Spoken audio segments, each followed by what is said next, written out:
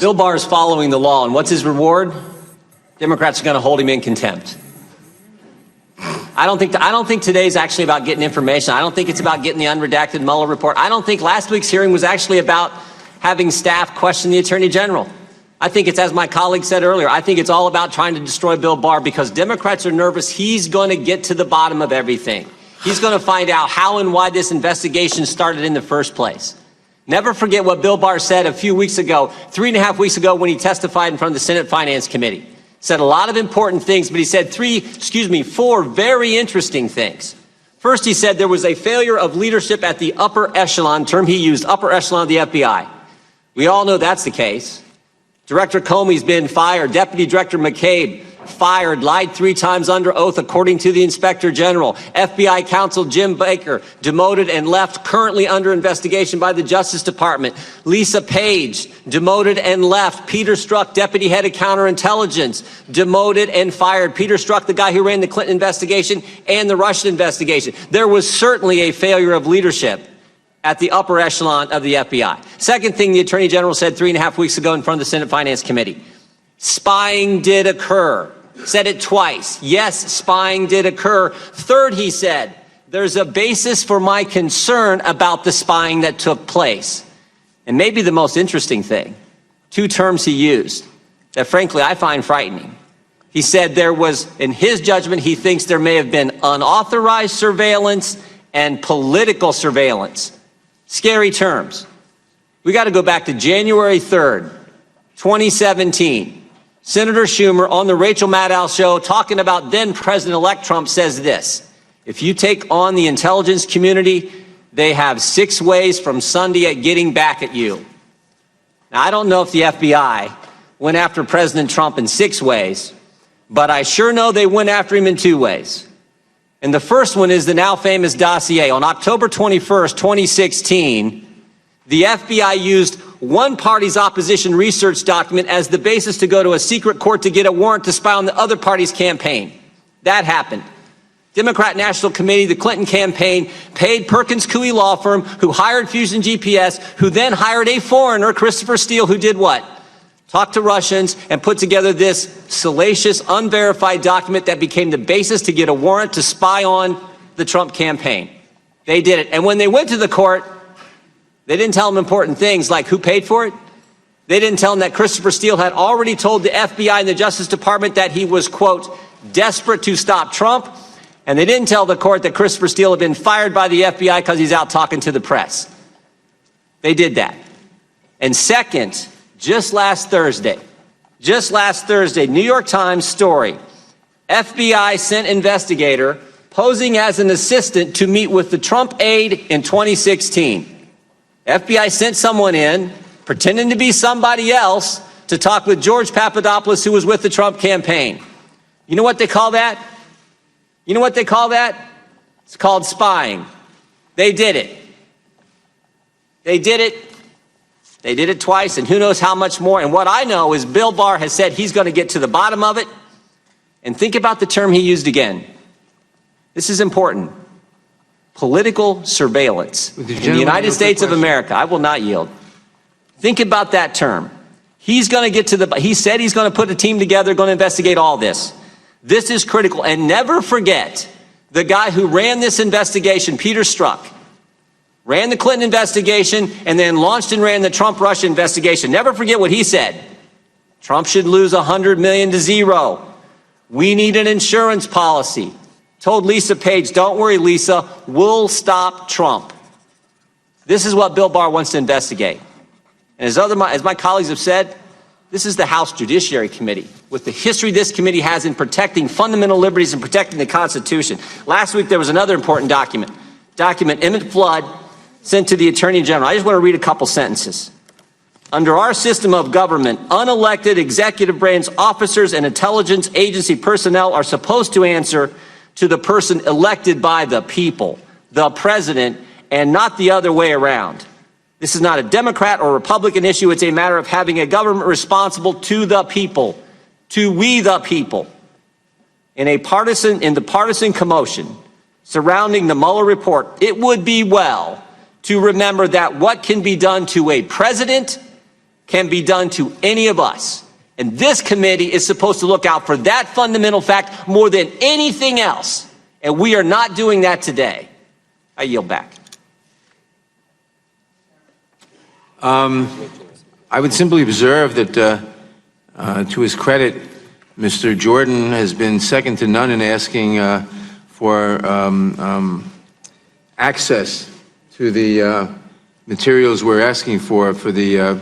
And I simply ask him: does he still think is he still supporting his own request for that the committee and the Congress be given access to the entire report and the underlying information? Consistent with the law, and I would ask the chairman.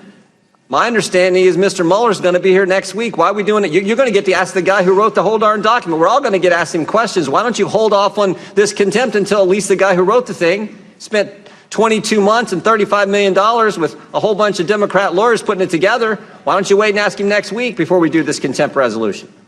I'll answer, well, essentially because it would be useful to read the material before we have him in front of us. Let's talk more about the Bill Barr vote with Alex Vogel, former general counsel for the National Republican Senatorial Committee and CEO of the Vogel Group, and David Burstein, founder and CEO of Run for America, which is not a race. Not a race, but you did get here on time, which we appreciate.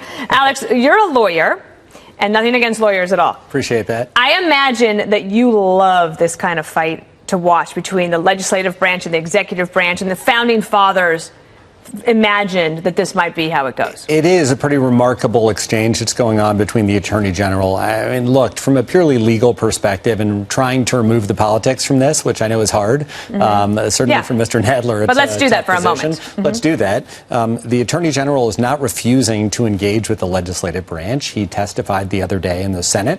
What he's refusing to do is to be forced to turn over and make public grand jury information, which is in violation of the law.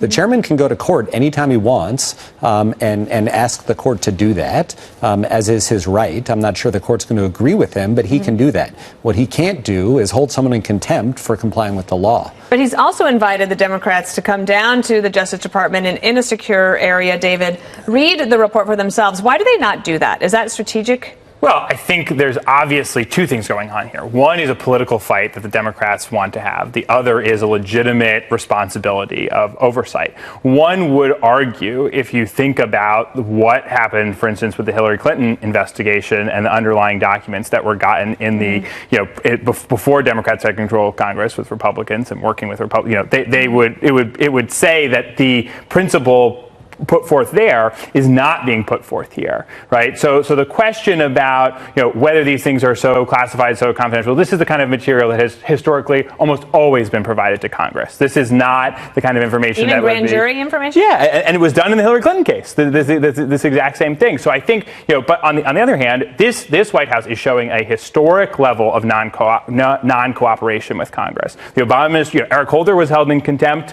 but even he cooperated more with Congress than Bill Barr is. Courts typically are reluctant to get involved. Like the judicial branch doesn't want to get in the middle of the executive branch and the congressional branch, and they hope that they can work things out. But listen to Nancy Pelosi just on the politics of this, talking about impeachment and how she feels about Congress versus the executive. Watch this.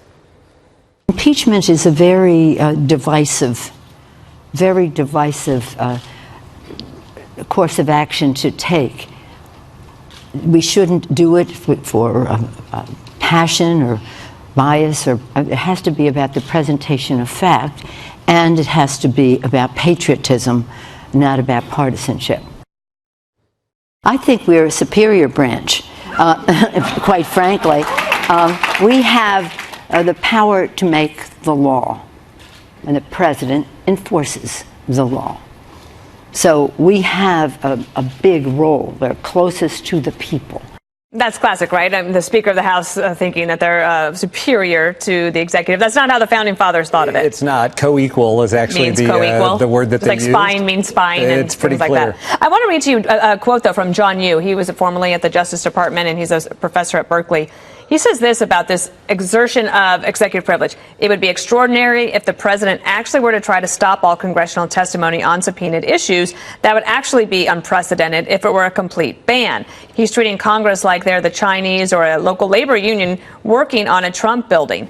And what I wonder about that is that sometimes the president does things, he'll go full bore, right, and say you can't have anything. And then when they reach an accommodation or the court is saying, oh, you got to have to turn something over, he'll say, well, look, I'm being very accommodating. And I think the president's messaging is a little different than the messaging coming out of the attorney general, Mr. Mnuchin, and others. There are very specific, justified reasons why each of these has been pushed back on. I don't think that the executive branch is exerting a concrete ban, either on documents or testimony. So zoom out, and now we're at 30,000-foot level, David. You have Republicans who watch all of this and think this is such a waste of time. And I understand. Look, you go back to the Benghazi hearings, and I get it. And Democrats said the same thing.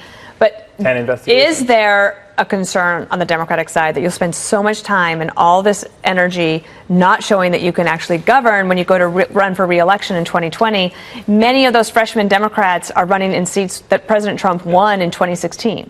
Well, look, the Democrats need to strike a very careful balance here, which I am afraid they are not quite doing, which is they do need to hold the Trump administration accountable. That's what they were elected to do. We have elections in this country, and they have a mandate to hold them accountable. They did not have a mandate to impeach him, and I think that impeachment is the wrong move. But the kind of cooperation that Congress needs to be afforded on a whole host of issues, some of which have to do with cabinet secretaries and other things that have gone on, they need to do that, but they also need to put forward some proactive things. I think I heard it's finally Infrastructure Week last week. Yes.